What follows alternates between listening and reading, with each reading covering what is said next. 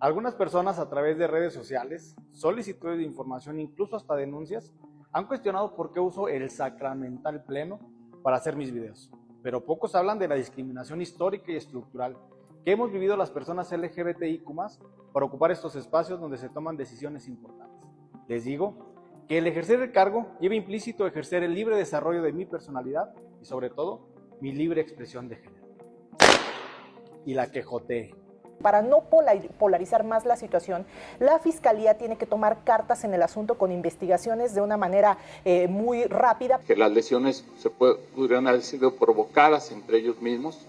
Llevaría a pensar en un pleito de pareja, en un asunto sentimental, ¿o no estamos entendiendo? Todo presuntamente se trataría de hechos de emoción sentimental, temas personales entre ellos. Entonces no habría que darle muchas vueltas, si fue un asunto entre dos, o fue un asesinato, o fue un suicidio. Crímenes de odio que han sido fomentados por el discurso de odio de Lili Telles, de América Rangel, de Teresa Castel, de Gabriel Cuadri, de Ricardo Salinas Pliego, de Eduardo Verástegui y de muchos más referentes de lo peor de la derecha en nuestro país.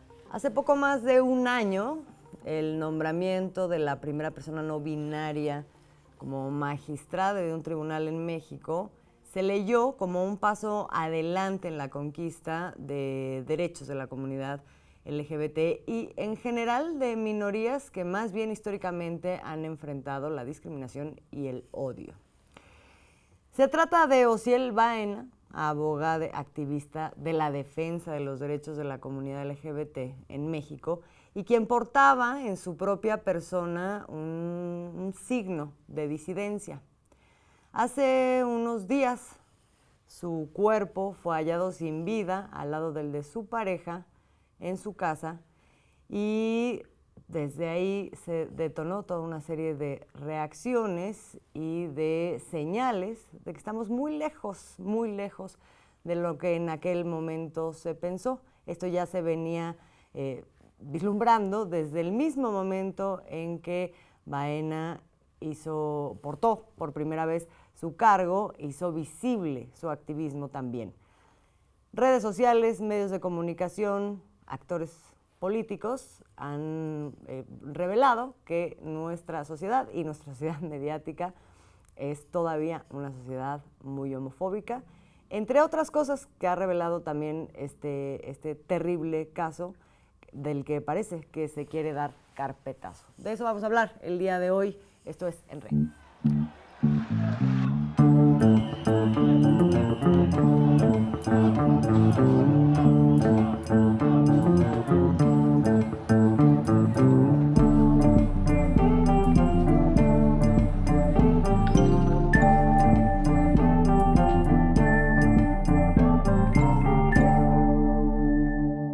Bienvenidas, bienvenidos, bienvenides a un nuevo episodio de En Red. Somos Alina Duarte, Oscar Camacho y Azul Alzaga y vamos a hablar de lo que ha revelado este terrible caso. ¿Por dónde partimos? Osiel Baena, mejor conocido como Le Magistrade, fue hallado sin vida en Aguascalientes con su pareja Dorian Nieves y ya desde muy pronto y dada la trayectoria de Osiel Baena, se empezó a especular sobre un posible crimen de odio.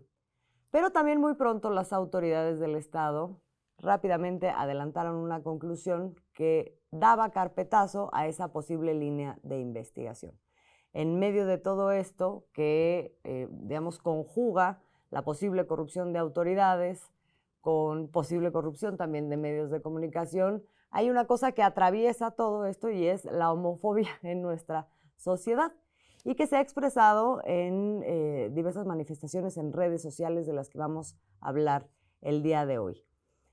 Hay que hablar de quién fue Osiel Baena, hay que hablar de lo que ha sido su lucha, también para entender las reacciones y las manifestaciones que se han dado alrededor de su persona, como de otras que forman parte de la comunidad LGBT en México.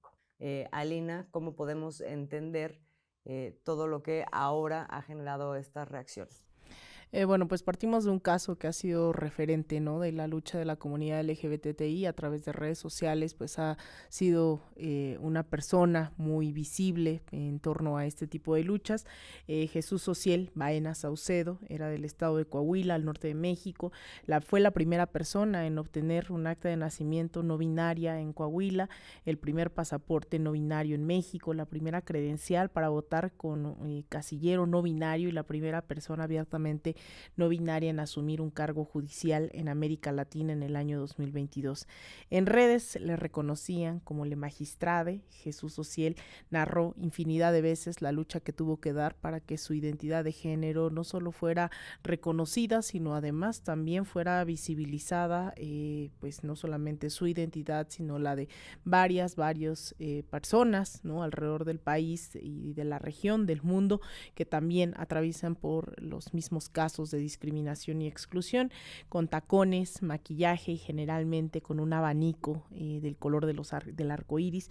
Narró en octubre del 2022 durante el programa de La Verdrag cómo fue salir por primera vez a la calle con falda, tacones y maquillaje, y rescato esta declaración que hizo. En mi infancia yo me ponía las faldas de mis hermanas, los tacones de mi mamá, pero durante muchos años me reprimí y me hice una persona, según yo, muy macha, más machacadora que nada, pero no me permitía esa expresión. Cuando me puse por primera vez falda hace 4 años, me puse tacones, me pinté el labio y salí de mi casa. Era un miedo. Decidí romper mi propio techo de cristal, mi miedo personal, salir a la calle y yo pensaba que todo el mundo ya me estaba esperando con una piedra, que luego esa piedra se convirtió en discurso verbal, pero el tema es que es más importante de vencer los miedos personales. Es verdad que ante una situación, ¿no?, estructural de discriminación constante hacia estos miembros, personas de parte de la comunidad LGBTIQ+, pues no es fácil, y aún así siempre inspiró optimismo, lucha, combatividad, y que también no era menor dentro de un ámbito sumamente hostil como es un núcleo de abogados siempre muy patriarcal, ¿no?, ese ámbito, y fue inspiración para muchos, para muchas, para muchos, quien pues este tema, ¿no?, que para todavía un gran sector del periodismo, de la sociedad, pues nos cuesta mucho trabajo también, ¿no?, involucrarlo, formarlo parte de nuestro día a día. Sin embargo, pues ahí estaba todos los días a través de sus redes sociales Jesús Ociel Baena, dando esta lucha desde una identidad no binaria, que era desde donde se asumía y compartía parte de su día a día. Ociel Baena buscaba, como parte, digamos, de su disidencia, incomodar para ir rompiendo estructuras que habían hecho de ella y de otras personas en la misma situación, pues víctimas de la discriminación, y lo hacía deliberadamente. Sí. Esto produjo una cantidad de reacciones que sí llegan a rozar con el odio. Sí, totalmente. Creo que Ociel Baena era de verdad un gran personaje del México de nuestros días, por todo lo que representaba, como ya lo han dicho ustedes muy bien. Y aunque puede parecer obvio decirlo, vale la pena recordar varias de las cosas por las que luchó en el México de hoy, ¿no? Y digo que puede parecer obvio, pero no lo es tanto. O sea, Ociel luchó por el matrimonio igualitario entre personas del mismo sexo. Fue una batalla en la que siempre estuvo participando, estaba en las marchas, estaba en las manifestaciones, en las exigencias de que esto se legalizara en México. Hay que recordar que en México hoy, de 32 estados que tenemos, 30 ya reconocen el matrimonio igualitario, pero esto es relativamente nuevo. No ocurrió tan rápido en los sexenios del PRI y del PAN como ha ocurrido su legalización o su formalización ya en las leyes en este gobierno federal o en este último sexenio, ¿no? Creo que esa es parte de las cosas que hemos venido viendo y en las cuales estuvo involucrado precisamente Ociel Baena. Otro tema que es importante, que también él estuvo dando peleas muy, muy significativas, fue en la lucha por el acceso a la salud y la seguridad social, precisamente de toda la comunidad LGTB. hasta 1973 en México se reformó la ley del Seguro Social. Y desde entonces empezó a haber luchas para incorporar a las personas del mismo sexo a todo lo que son los beneficios de la seguridad social. Pero esto no se dio sino de manera real hasta apenas este año. O sea, es increíble que desde 1973 hasta el 2023 se ha reconocido precisamente, pero además a través de un acuerdo técnico que en el Instituto Mexicano del Seguro Social, con Zoé Robledo, se aplicó digámosle de una manera, una interpretación de la ley para darle acceso a toda la comunidad a este tipo de servicios de salud, de viudez, de pensión, ¿no? De lo cual estaban excluidos. Fue también otra lucha en la cual estuvo involucrado el magistrado. De igual manera hay que señalar que el ser reconocido como no binario, no es una situación a veces tan fácil de entender, quizás por los prejuicios o por lo que sea, incluso es más fácil de entender la lucha LGTB, ¿no? Pero la parte no binaria es un poco más difícil y sin embargo logró que fuera reconocido incluso en las leyes esta identidad, ¿no? Esta situación de manera legal. O sea, son cosas en las que estuvo involucrado. Luego también hay que señalar que en todo esto lo que estamos viendo es que son derechos por los que creemos que deben estar ahí y que no es tan fácil, pero representó esta lucha. ¿Y a quién se enfrentó? Bueno, se enfrentó básicamente a las fuerzas que tradicionalmente en México han estado en contra precisamente de todas estas cuestiones progresistas, de reconocimiento a los derechos humanos, ¿no? Se enfrentó al Partido Acción Nacional desde hace muchísimos años. Él vivía, de hecho, en un estado donde hay una sociedad muy conservadora, que es Aguascalientes, y donde el Partido Acción Nacional y el PRI tienen muchos años de gobernar. ¿Tuvo una relación cercana con el Partido Acción Nacional? En algún momento tuvo una relación cercana, pero terminó por separarse ante la intolerancia del Partido Acción Nacional, que nunca lo acompañó en las luchas que él empezó a proponer, ¿no? Y se enfrentó también, por ejemplo, a los sectores priistas conservadores, se enfrentó a los obispos, a los clérigos de la Iglesia Católica y evangélica también, ¿eh? Hay que decirlo aquí, que son de todas las iglesias. Y todo esto, pues evidentemente lo convirtió en un personaje incómodo, como tú lo acabas de decir muy bien, para los movimientos conservadores de este país, ¿no? Pero en su cargo, cuando uno dice el magistrado, pues hay que recordar que era digamos que un juez que luchaba porque hubiera democracia, era de los que calificaban los procesos electorales, estaba en el Tribunal de Justicia Electoral en el estado de Aguascalientes y como tal, pues también era un impulsor de la democracia en este país, ¿no? Entonces se enfrentó también a quienes durante muchos años pues, habían hecho de la corrupción y de los fraudes electorales pues una manera de vida en lo político, ¿no? La verdad, un gran personaje con una historia de lucha que yo creo que este país lo tiene que reconocer de una manera muy amplia. Sí, y una tremenda pérdida. Pero fíjate que ahora que mencionas esto de incomodaba a los grupos más conservadores del país, yo creo que incomodaba más allá de eso, ¿no? O sea, dentro de la homofobia en nuestro país, por decir, digamos, una fuente de discriminación, hay una baraja grande que se juega entre el mayor de los conservadurismos, que ahorita vamos a ver un par de ejemplos, hasta la corrección política, que cuando ocurren cosas como esta, en realidad se cae la máscara, ¿no? De esa corrección política. Pues sí, hay varios sectores, ¿no? Que muestran de alguna u otra forma, no hemos negado en estos espacios que también son lecciones para la propia izquierda, ¿no? Este tipo de temas, el cómo nos educamos, cómo tratamos realmente la inclusión más allá de una consigna, y pues no se diga la derecha, ¿no? Tanto las derechas mediáticas, las derechas más conservadoras, sectores de la iglesia, que bien lo señalas, no solamente la iglesia católica, iglesia evangélica, Católica, diferentes iglesias, unas reacciones ultraclericales, ¿no? En ese sentido. Sin embargo, sí hay algo muy tangible que es lo que hemos tenido cierta obsesión en este espacio que analizamos, que son los medios de comunicación.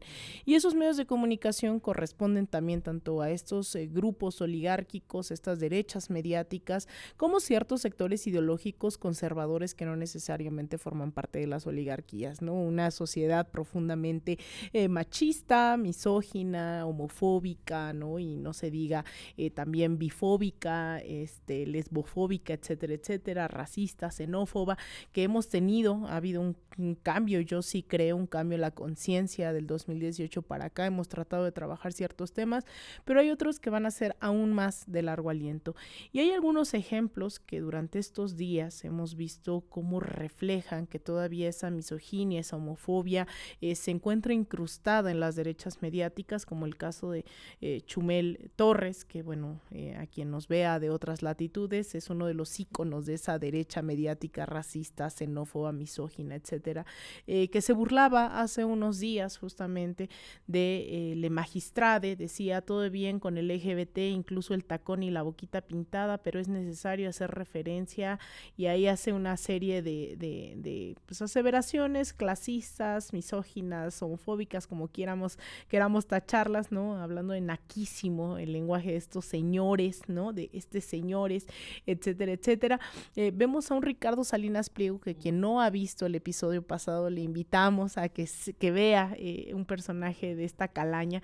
Ricardo Salinas Pliego también muestra este tipo de comentarios a los que nos estamos refiriendo, donde dice el mundo se fue a la jodida. Ahora resulta que por ser, y se refiere a no lo pone completo, pero se refiere también a una expresión homofóbica en este país, tienes puntos extras para conseguir trabajo, pero pelean por una supuesta igualdad, ¿no? Eso es algo que hemos visto de manera constante durante todos estos días en los medios de comunicación. No solo eso, abiertamente han atacado, ¿no? A pesar de incluso ahora que ya pues fue asesinado, asesinade, ¿no? Que pues se comete este delito, Salinas Pliego lo que dice es tenían que ir al psicólogo, ¿no? Pues era como que no se asumían ellos, el problema era ese, no es un tema de violencia estructural, sumado a lo que ahora también entraremos, que pues también es muy difícil que nos vengan a decir en esta doble revictimización, una en los medios de comunicación, la otra en la parte del Poder Judicial, y nos salen con la misma historia de siempre, ¿no? Que esto es un crimen pasional, que además es un delito que todavía hasta la década de los 70s, 80s, ¿no? Todavía se ha venido manifestando, ya no solamente como en la parte judicial, sino también mediáticamente, socialmente, esto del crimen pasional para justificar feminicidios, para justificar actos de odio, ¿no? O incluso esto que dices, Azul, esta parte del carpetazo, pues nos los vuelven a recetar el día de hoy. Sí.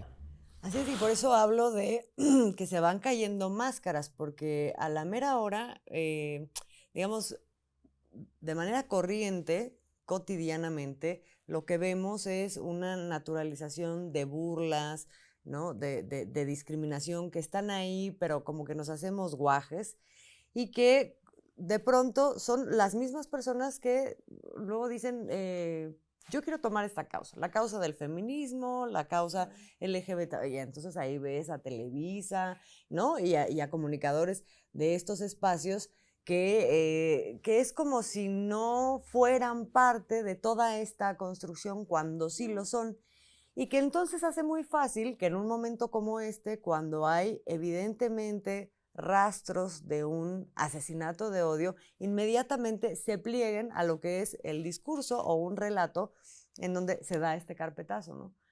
¿Por qué? Pues porque ya tenemos toda esta construcción, entonces es bien fácil establecer como un Ricardo Salinas Pliego, pues que el problema eran ellos, ¿no? O sea, el problema es que no se aceptaban por lo que eran, y no sé, sí, no, es una barbaridad. Entonces tienes, por ejemplo, pues entrevistas como esta que tenemos aquí con Ciro Gómez Leiva, diciendo, pues entonces aquí no hay mayor cosa que investigar, los hechos serían sencillos de investigar, es decir, pues un suicidio mutuo, ¿no? O sea, barbaridades como esas vemos.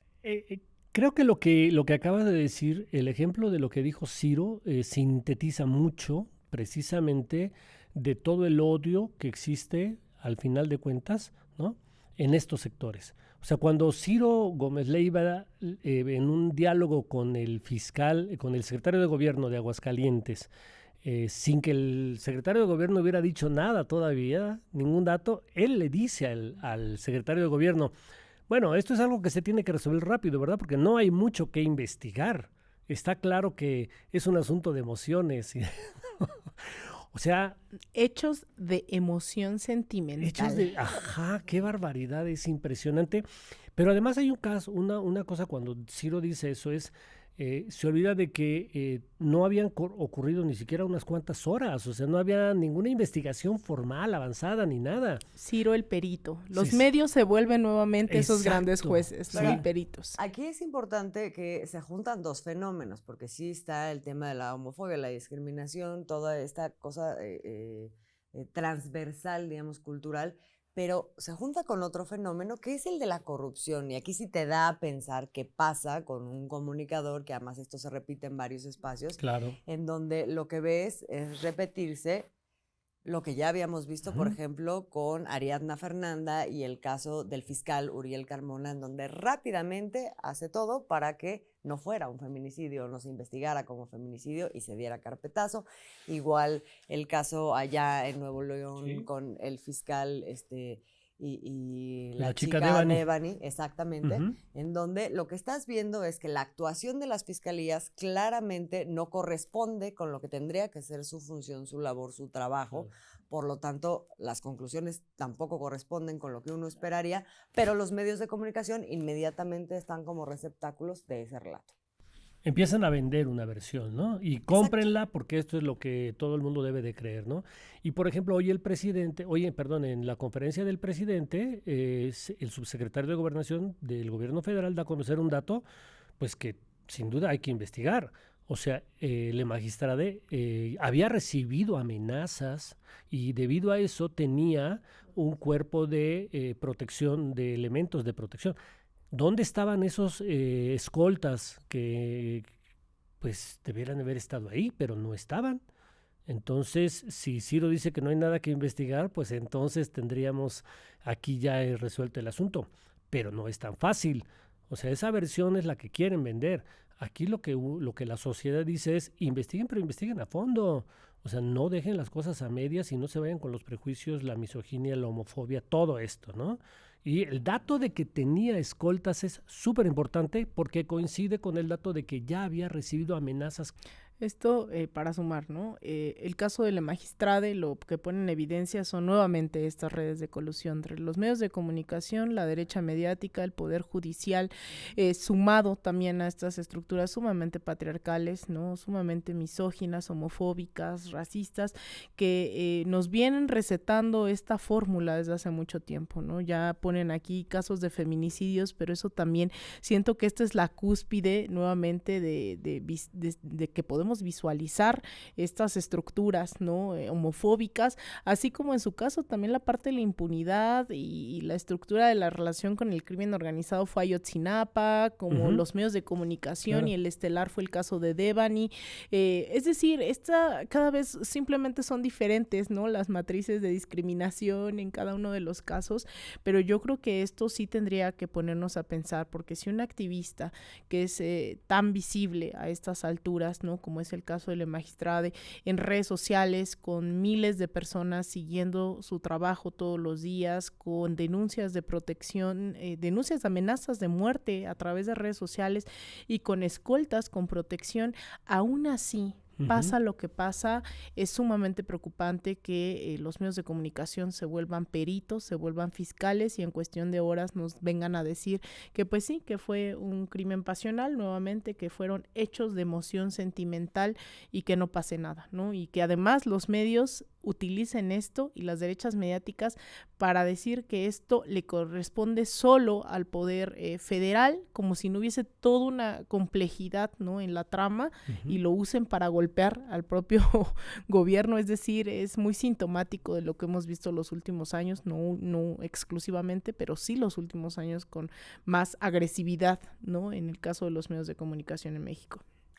Sí, ahora yo vería algo positivo de todo esto que estamos viviendo, desde el caso Devani, el caso Ariadna Fernanda y este mismo caso, lo que ha hecho desnudar justamente toda estructura y toda esta red de complicidades que llegan hasta las autoridades, digamos, del ejecutivo, estatales, junto con las judiciales, junto con los medios de comunicación, y eso ha pues generado un despertar en general en la sociedad, en la población, que se traduce en cosas como las que vemos en estos días, ¿no? Estas manifestaciones en la calle, estas exigencias de que el trabajo que está haciendo la autoridad estatal tenga que ser arrebatado de ahí para que pase a la autoridad federal, en este caso la Fiscalía General de la República, o en el caso de Ariadna Fernanda, que acabara en la Fiscalía de la Ciudad de México, y entonces se pudiera dar cauce a una cosa que en otro tiempo, la verdad hay que decirlo, jamás hubiéramos visto que esto evolucionara en nada, en absolutamente nada, ni en un escándalo, ni en ya no digamos en un tema judicial como el que estamos viendo en el caso de Ariadna Fernanda y Uriel Carmona. Aquí yo creo que todavía hay mucho por ver, tanto desde el punto de vista de la reacción social como desde el punto de vista de la reacción judicial y de las autoridades. Y una muestra de esto es ya el posicionamiento que da el gobierno federal, diciendo algo así como, pues estamos observando, ¿no?, que hagan la investigación conforme a los protocolos de interseccionalidad que tienen que considerarse para no descartar un posible crimen de odio. Que es una diferencia muy importante, yo creo, que sí es notoria, la posición del gobierno federal, de decir, vayamos al fondo, vamos a ver, no hay que descartar ni una sola de las hipótesis, ni una sola línea de investigación, nada, a la posición del gobierno panista de Aguascalientes, que dice, aquí ya hubo un crimen de odio y cerremos la carpeta, ¿no? Eso sí me parece muy importante. Y cuando yo escucho, por ejemplo, a los funcionarios de Aguascalientes, a los panistas de Aguascalientes, me recuerda, por ejemplo, uno de los primeros casos que yo reporté, les estoy hablando de hace 30, 35 años, cuando sobre la calzada de Tlalpan se cometieron también una serie de crímenes de odio, y lo primero que hizo entonces los gobiernos priistas de ese entonces fue decir que se trataban precisamente de crímenes pasionales, y se descubrió después que no, que había todo un operativo siniestro en contra de las personas que se encontraban en la calzada de Tlalpan, ¿no? Entonces, como si no hubiera pasado nada en este país, de pronto las mentalidades se reproducen de una manera grotesca, ¿no? Y creo que también se van a los extremos, ¿no? A mí me gustaría resaltar que ha habido una reacción tremenda. A mí me sorprende mucho esto que señalas, Azul, que en cuestión de horas la gente se organizó para manifestarse. Fueron marchas bastante grandes, no hay que minimizar eso. Incluso en redes sociales, este hashtag que fue tendencia por bastante tiempo de crimen pasional, mentira nacional. Es decir, hay una nueva reacción que en otro momento hubiese sido invisibilizada, y eso tiene que ver con la lucha feminista, la lucha de las disidencias, etcétera, etcétera, que no ocurría, ¿no? Y es muy importante abordarlo esto también desde las izquierdas, y esta obligación que tenemos también de reeducarnos en ese sentido, porque vienen ciertos grupos de las derechas a montarse en estas narrativas desde un ámbito sumamente liberal, ¿no? Que vienen y levantan la bandera del feminismo, vienen y levantan la bandera de la lucha de las mujeres, de la lucha de las disidencias, etcétera, etcétera, cuando son los primeros que están legislando en contra de las mismas. Eso es el Partido Acción Nacional, que de repente dice, pues vamos a poner a una mujer candidata al frente de nuestra candidatura, ¿no? O sea, una mujer candidata al frente del Frente Amplio Nacional, etcétera, etcétera, porque es tiempo de mujeres, ¿no? Y yo creo que eso también hay que irlo diferenciando, porque si no vamos a caer en una lucha de identidades, ¿no? Que es lo que hace mucha izquierda light y también mucha de la derecha, que es sumarse a estas consignas perdiendo una identidad de clase y solo por ser mujer, solo por ser no binario, solo por ser gay, lesbiana, etcétera, etcétera. Y eso también hay que sumarlo, ¿no? Es decir, aquí estamos por el respeto a los derechos, por una lucha desde la izquierda, y es por eso que importa, ¿no? No solamente desde la identidad, es porque se están conquistando derechos, contrario a los obstáculos que han puesto por retirarle derecho a esas comunidades históricamente excluidas, y eso también hay que retomarlo, no dejarlo solo en que era una persona que luchaba y ya en abstracto, ¿no? Es porque estaba conquistando derechos colectivos para las generaciones venideras, y eso también es muy importante señalar que ha sido sistemático el uso de estas banderas por parte de, específicamente, ¿no? Por ejemplo, el Partido de Acción Nacional, que incluso tiene legisladoras diciéndole congal ideológico a la Comisión para la Eliminación de la Discriminación, para prevenir y eliminar la discriminación en la Ciudad de México, la COPRED, y es de las principales, América Rangel, que tiene denuncias también por sus discursos de odio, transfóbicos, homofóbicos, y que no les importa, ¿no? Entonces también ellos tienen que asumir la responsabilidad del fomento de discursos de odio, porque hoy vienen a dar condolencias cuando son las primeras personas, ¿no? Claro. América Rangel, el PAN en general, Movimiento Ciudadano, que han atentado en contra de estos sectores. El diputado Cuadri, acuérdense, en contra también de diputadas. Y la lista es larga. Y yo añadiría ahí también a los propios medios de comunicación, que también de pronto comunicadoras salen y dicen, nosotros somos feministas, ¿no? Y ahí andan justamente tratando de alinearse al uso de estas causas por parte de actores políticos como el Partido de Acción Nacional y la derecha en general, ¿no? Pero cuando es la hora de la verdad, por ejemplo, es que el ejemplo más claro fue el de Ariadna Fernanda, porque ahí hubo un cerco mediático en donde todos los feministas y las feministas de repente salieron a decir, no, aquí hay una persecución política en contra del fiscal Uriel Carmona, ¿no? Cuando claramente se había quedado al desnudo de qué manera este fiscal había tratado de encubrir un feminicidio, pero ahí nadie le importó, ahí nadie defendió los derechos de las mujeres, ni que no se revictimizaran, ¿no? Entonces, por eso hablo de que, o sea, sí hay también una serie de lecciones positivas, digamos, en todo este proceso que tienen que ver con de qué manera se hace muy visible, muy identificable quién es quién en todo esto, ¿no? Y lo que tenemos que hacer, los retos tanto para los medios de comunicación de cómo hacemos propias esas banderas feministas, antirracistas, antihomofóbicas, ¿no? Eso es muy importante desde los medios, porque pareciera que de repente en esto aparece esta coyuntura y entonces vemos que tienen todavía mucho poder e influencia, ¿no? Y revelan una sociedad sumamente conservadora que comparte esos chistes homofóbicos, que comparte esos discursos de odio. Entonces desde los medios de comunicación hay que seguir tratando de reeducarnos, de hacer propia la inclusión en cada uno de nuestros espacios, y también a nivel ciudadano pues seguir presionando porque esta representación de estos sectores sea una realidad, sea una constante. Y bueno, los mecanismos ni hablar, ¿no? Yo creo que toda esta reforma, por eso es tan urgente o se mira tan urgente el debate sobre el Poder Judicial.